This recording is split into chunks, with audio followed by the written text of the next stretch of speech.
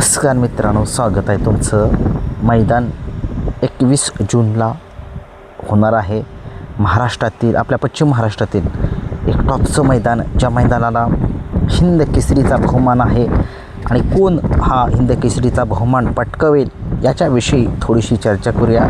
सगळेजण एक टॉपचे पैरे करू लागलेले आहेत आणि प्रत्येक जणाला वाटते की आपापला नंदी जो आहे तो फायनलमध्ये राहावा, त्या पेडगावच्या मैदानामध्ये कुणाला तरी राहावा कमसे कम. याच्याविषयी थोडीशी चर्चा करूया. काही संबंध महाराष्ट्राला उत्सुकता, कारण की पेडगावचं मैदान म्हणजे काय साधंसुधं मैदान नाही, हिंद केसरीचं मैदान आहे. हिंद केसरीच्या मैदानामध्ये जो फायनलला राहील त्याला हिंद केसरीचा मान जो आहे तो मिळेल. एक नंबरला तर मिळतोच, परंतु फायनलला राहील तरी हिंद केसरीच्या मैदानाचा गुलाल भेटेल. बघूया, चर्चा करूया असं कोणकोणते नंदी आहेत ते फायनलमध्ये राहण्याची दाट शक्यता आहे. आता समीकरण इकडं वेगळं आहे, कारण की गटामध्ये सुद्धा लढती होऊ शकतात, कारण की टॉपची नंदी गटामध्ये सुद्धा येऊ शकतात. आता बघूया, वाटतोय अंदाज की त्या ठिकाणी कोणकोणत्या नंदी जे आहेत ते फायनलमध्ये राहतील. सुरुवात आपण मथुरपासूनच करूया. फायनलमध्ये राहणार हा मथुर, बिंजोडचा बादशाह, 3 फेऱ्याचा बादशाह. टॉपच्याच पहिऱ्यामध्ये तो येणार आणि तो फायनलमध्ये धडक मारणार तर मारणारच. एक अनुभव, एक एक्सपिरियन्स त्याच्याकडे आहे आणि तो मोठ्या मैदानामध्ये फायनलमध्ये राहतोच अशी त्याची ख्याती आहे. असा हा बिंजोडचा बादशाह राहुल पाटील आडवलीकर कल्याण यांचा मथुर 100% फायनलमध्ये राहील, याच्यात शंकाच नाही आहे.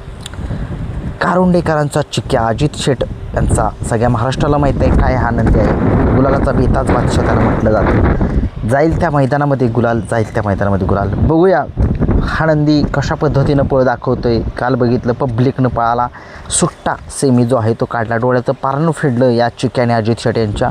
आणि उद्याच म्हणतो 21 तारखेला एका टॉपच्याच नियोजनामध्ये तो सुद्धा पळेल आणि दाखवून देईल संबंध महाराष्ट्राला की तो काय चीज आहे. त्याला उगीच गुलालाचा बेताज बादशाह म्हटलं जात नाही आहे. तो सुद्धा फायनलमध्ये राहील, 100% राहील.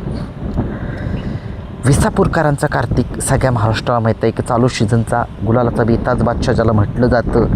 विसापूरकरांचा कार्तिकसुद्धा आपल्याला गुलालामध्ये बघायला मिळेल.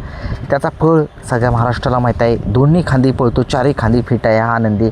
आणि बघूया विसापूरकरांचा कार्तिक कशा पद्धतीनं कमाल करेल मैदानामध्ये. खूप साऱ्या शुभेच्छा कार्तिकलासुद्धा. उर्मिलाताई माणिक शेठ गायकवाड, मथुरा फार्मा, चिंचाळे, एकनाथदादा कंदूर यांचा कंदूरचा राजासुद्धा 100% राहील त्या ठिकाणी. मला वाटते एका टॉपच्याच पैऱ्यामध्ये तो सुद्धा येईल, कारण की सगळ्या महाराष्ट्रामध्ये काय त्याचा पळ एक चांगला पळ आहे, चांगला नंदी आहे, टॉपचा नंदी आहे. बघूया, खूप साऱ्या शुभेच्छा त्यालासुद्धा. MM नानांचा राजासुद्धा मला फायनलमध्ये दिसेल अशी आशा आहे, कारण की तो एक पब्लिकचा बादशाह म्हटलं जातं त्याला. 3 फेऱ्याच्या मैदानामध्ये कितीही पब्लिक असू द्या, ते पब्लिक चिरत पळतो म्हणजे पळतोच. असा हा MM नाना यांचा राजा, पेठचा राजा, तो सुद्धा फायनलमध्ये राहील मला आशा आहे. बघूया काय होतं आहे. शेवटी नशीब कोणाचंही काय सांगू शकत नाही. गटातसुद्धा लढती हे जेवढे नंदी सांगितले तेवढे गटामध्ये सुद्धा येऊ शकतील, परंतु काय सांगू शकत नाही. परंतु मला विश्वास आहे की हे नंदी फायनलमध्ये राहतील. आता बोलूयात आपण एक टॉपचा नंदी, नाना अजय शेट यांचा चिक्या. एक चांगली कामगिरी करतो आहे हा चिक्या, एक गेम चेंजर म्हणावं लागेल या चिक्याला. बघूया, हा सुद्धा एक टॉपचाच नंदी आहे आणि त्याचं कमाल तो दाखवेल त्या मैदानामध्ये. चिक्यासुद्धा कमाल करेल. तेजा आणि चिक्या या दोघांच्यापैकी 100% सांगतो, तेजासुद्धा एक गेम चेंजरच आहे. बघूया, दोघांच्यामधील एक जण फायनलमध्ये राहील, 100% राहील. आता बोलूयात आप्पांच्या रायनाकडे. उत्तम शेटगवळी, किरण आप्पा, शालगाव कालगावकर यांचा रायना. सगळ्या महाराष्ट्राला माहीत आहे की मोठं मैदान आलं की तो फायनलमध्ये राहतोच, अशी त्याची ख्याती आहे असा हिंद केसरी रायना. बघूया कशा पद्धतीनं तो कामगिरी करतो आहे. आता बोलूयात निमगावच्या सावकारकडे. आत्ता चालू सीझनला गुलालाचा बेताज बादशाह आहे तो, आणि तो त्याचा पहिरा सगळ्यांना माहीत झाला आहे. सगळ्यांना माहीत आहे, कमेंट्समध्ये सांगा. तो सुद्धा गुलालामध्ये राहणार. त्याच्यासोबतसुद्धा एक टॉपचाच नंदी आहे, दिसतोय असा नाही, तो सुद्धा एक टॉपचाच नंदी आहे आत्ता सध्या चालू सीझनचा. बघूया निमगावचा सावकार कशा पद्धतीने कामगिरी करतो आहे. आता बोलूयात भवानीकडे. चालू सीझनचा गुलालाचा बेताज बादशाह म्हणून ज्याला म्हटलं जातं कोरेगावकरांचा भवानी, तो सुद्धा येणाऱ्या आता 21 तारखेच्या मैदानामध्ये गुलालामध्ये दिसेल असे आशा आहे. बघूया काय होते. समाजसेवक संतोष तोडकर ठाणे बेटावा यांचा मल्हारा करा करा याच्याकडे सगळ्यांचं लक्ष आहे. तो सुद्धा आता चालू सीझनचा एक बादशाह म्हणावं लागेल. 92 लाखाची खरेदी आहे त्याची. खूप साऱ्या शुभेच्छा त्याला सुद्धा देतोय. आता वळूयात आपण बकासूरकडे. सगळ्या महाराष्ट्राला माहीत आहे ज्या बैलाने संबंध महाराष्ट्रामध्ये असं कुठलं मैदान ठेवलं नाही की त्या ठिकाणी पळला येतो. जाईल त्या मैदानामध्ये पळाला येतो आणि पेडगावच्या मैदानाची फाटी तर त्याला लकीच आहे. बघूया पेडगावच्या मैदानामध्ये कशा पद्धतीनं कामगिरी करतो आहे असा हा द्वादशम हिंद केसरी बकासूर. बकासूरचा पैरा कोण असेल कमेंट्स बॉक्समध्ये सांगू शकताय. पैरा माहीत आहे पण सांगू शकत नाही मी.